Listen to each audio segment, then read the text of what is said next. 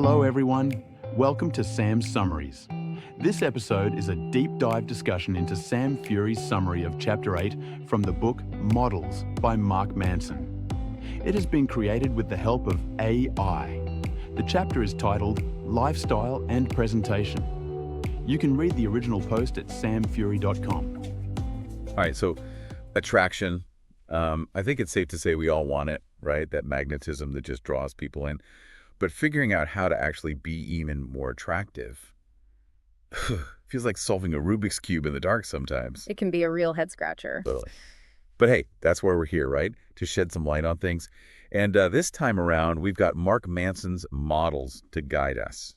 Always a good guide. Oh, yeah. We're diving into Chapter 8 specifically, where he throws out the old playbook and just goes all in on this, well, a kind of surprising connection between lifestyle and attraction. Yeah, and it's not just about like swapping out your wardrobe or hitting the gym every day. Those things, they do play a part.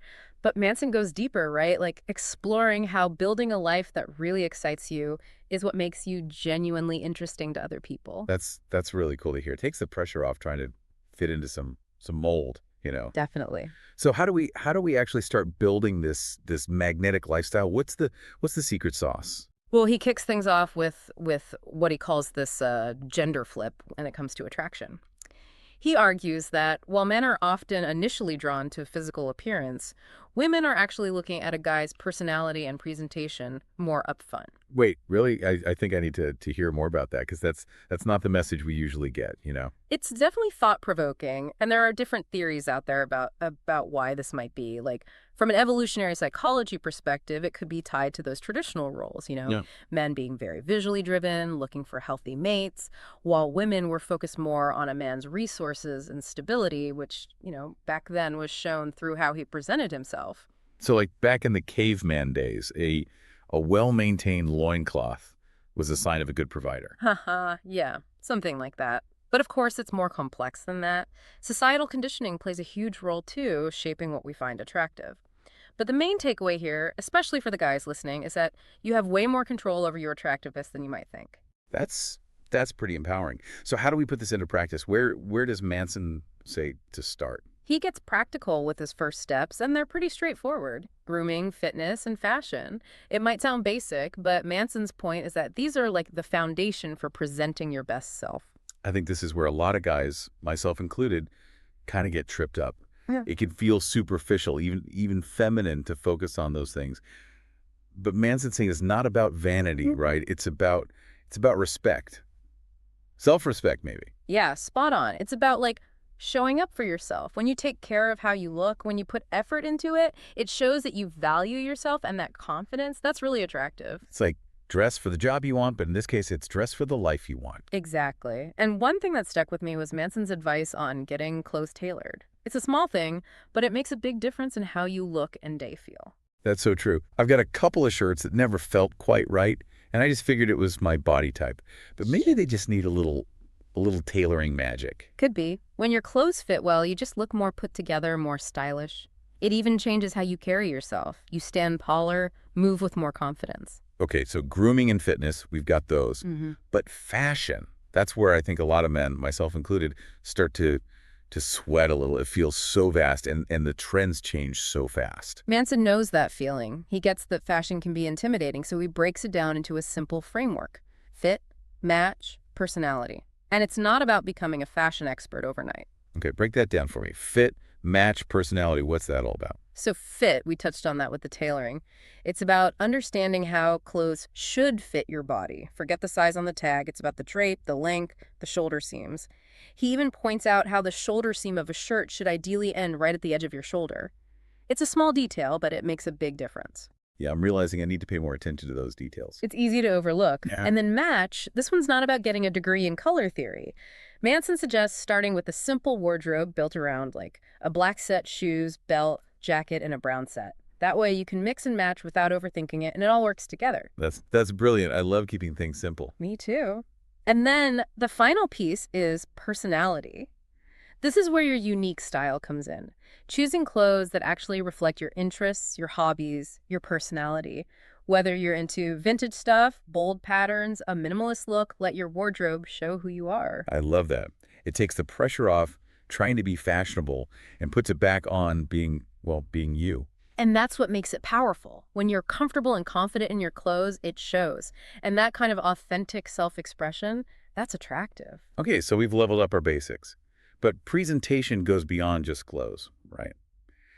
What does Manson have to say about, say, posture, or even how you use your voice? He's got some interesting ideas there. He talks about unhunching, basically, straightening your back, lifting your chin, doing that consciously throughout the day until good posture becomes like your default. Oh man, that's one I need to work on.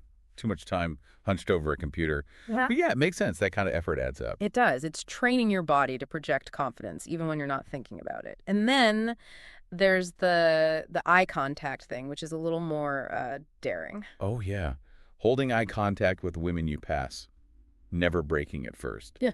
Bold move. It is. And, we're not saying everyone needs to go out and do that, but it's interesting to think about the message it sends, that confidence, that little bit of playfulness. It seems like Manson's saying attraction is so much more than just looks. It's that energy you project. Exactly. He argues that a truly attractive lifestyle goes beyond tweaking your appearance. It's about that inner game, developing your own opinions, being independent. That's what he calls differentiation, right? Standing out, having your own viewpoints, not just following the crowd. Right. He thinks people who can articulate their thoughts, who have convictions, are more interesting, more attractive than those who just agree with everything. Makes sense. Who wants to talk to someone who's just a yes man all the time? Right. And ultimately, Manson's message is about building a life that you're passionate about, that reflects your values, your interests. So it's not just about attracting partners. It's about becoming the best version of you, period. Exactly. And that's attractive in and of itself. But before we go deeper into that, I'm curious, what's resonating with you the most so far? It's a good question. I think what's sticking with me is that investing in yourself and how you present yourself in your lifestyle, it's almost like an act of self-respect, is recognizing your worth and showing up in the world as that best self.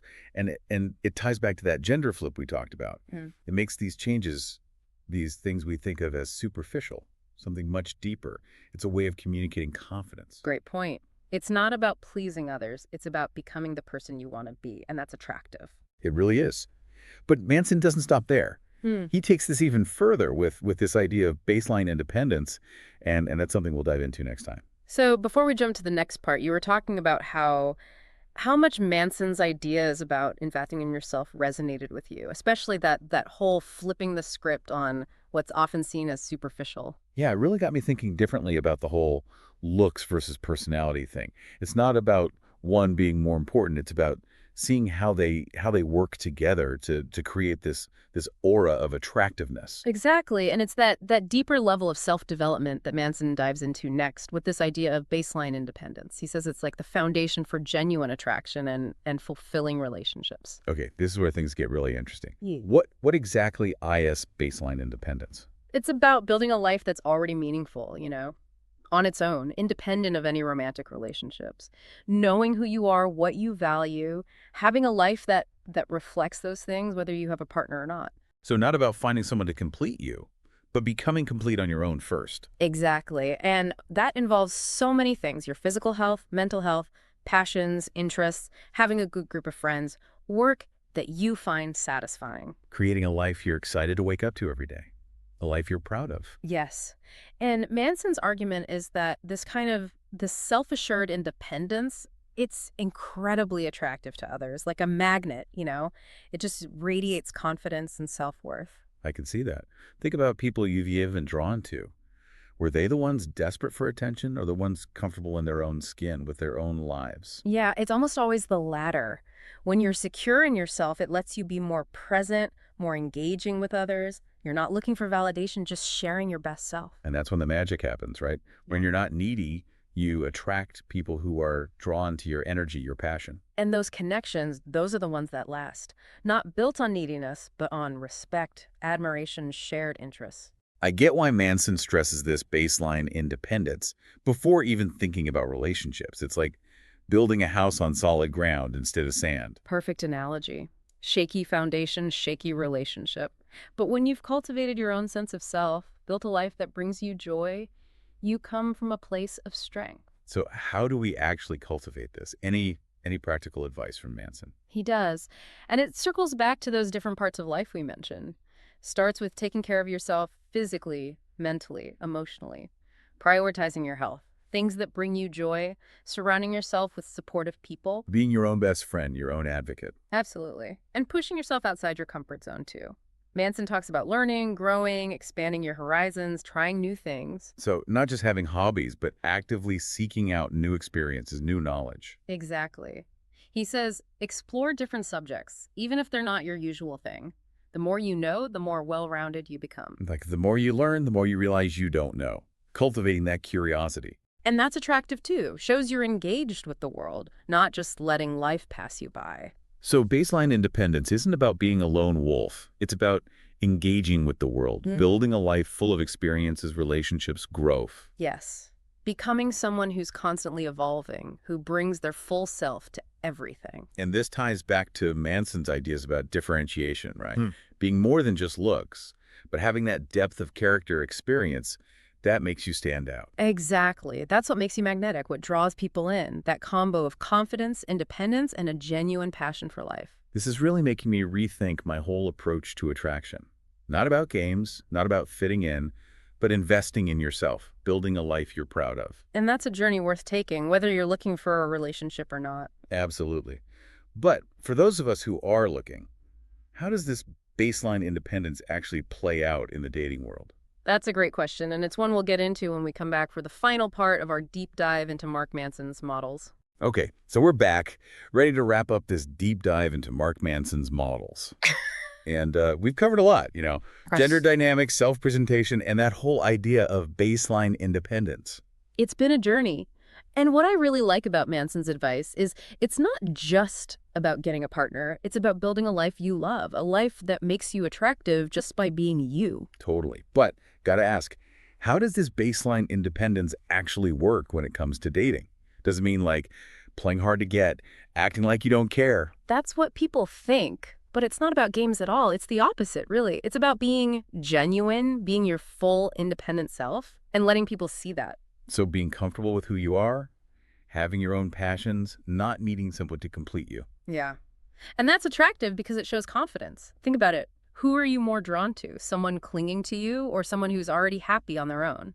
No question. The person who's got their own thing going on is way more interesting. But how do we actually do that in? Like real life dating? Does it change how we approach people? It definitely changes your mindset. Instead of feeling desperate, you feel, abundant, curious. You're not trying to fill a void.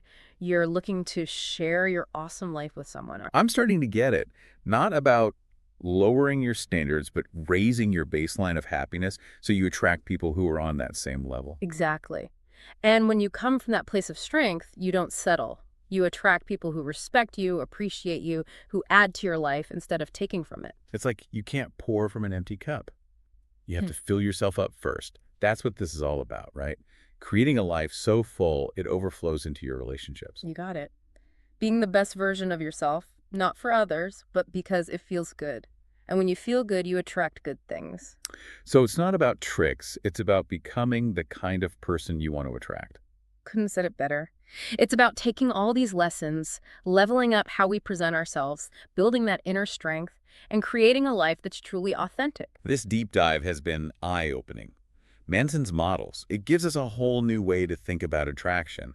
It's not just surface level. It's about growth, self-discovery. And it doesn't end here. It's an ongoing process, learning, growing, becoming the best versions of ourselves. So to wrap things up, I want to leave you with this. If you could change one thing about your lifestyle to be more attractive, what would it be and why? Something to think about. But don't just think about it. Take action. Use this to make positive changes in your life. We'll be back soon with another deep dive. Until then, keep learning, keep growing, and keep shining. And keep attracting all those good things that are meant for you. Thanks for tuning in to Sam's Summaries. If you found this episode useful, let us know with a like, follow, and share. Also, if you haven't already, be sure to visit samfury.com to get free access to all of Sam's original summaries, which you can download as PDFs, as well as other exclusive content. It's all completely free at samfury.com.